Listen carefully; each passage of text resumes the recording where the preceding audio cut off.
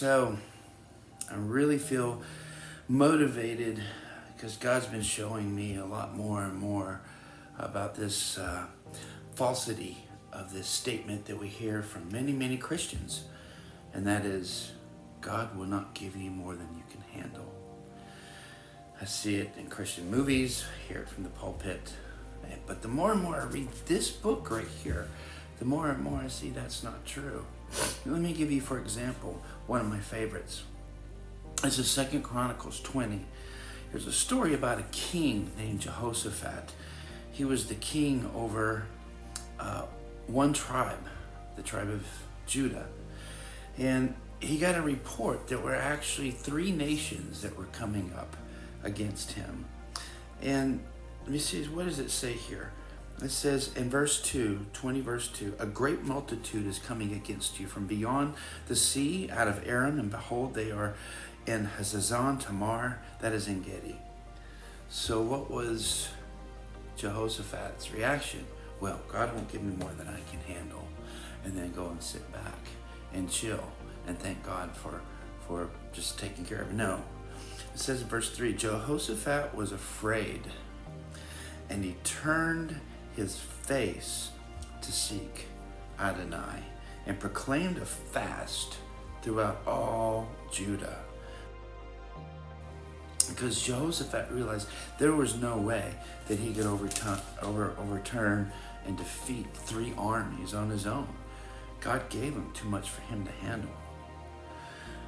But here in verse 12 is what our reaction should be. Verse 12, O our God, will you not judge them?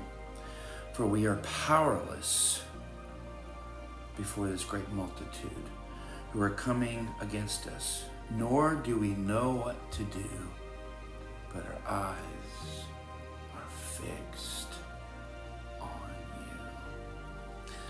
My grace is sufficient for you, for my power is perfected in weakness. Therefore I will most gladly boast all the more about my weaknesses, so that Christ's power may reside in me.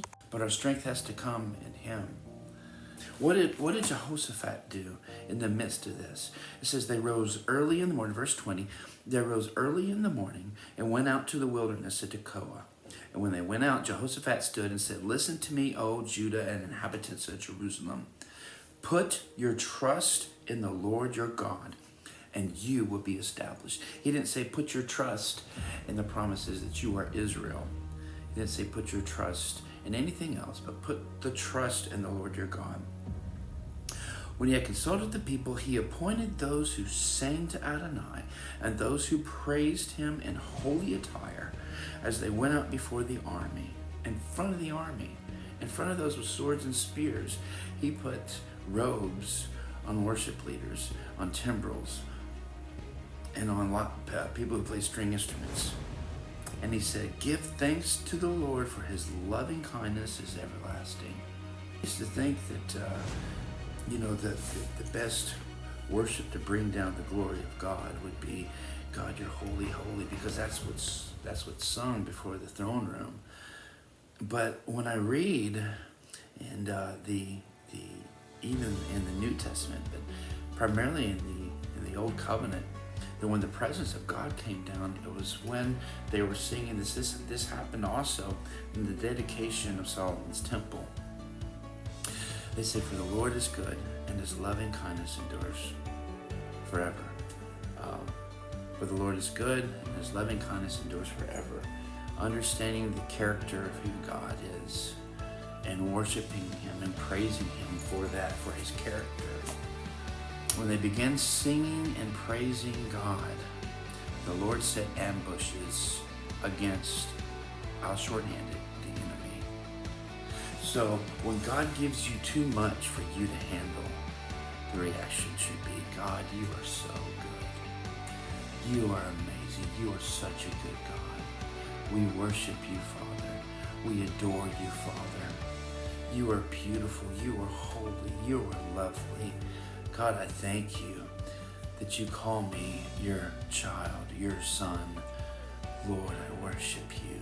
I honor you. Glory to your holy name. and then you'll see things start happening. And even if things don't start happening, don't forget, Yeshua showed us how to rest in the boat in the midst of the storm. Jesus said, in this world you will have trouble and tribulation, but take heart, I have overcome the world. So Selah and think on this. When God gives you too much for you to handle, what should your reaction be?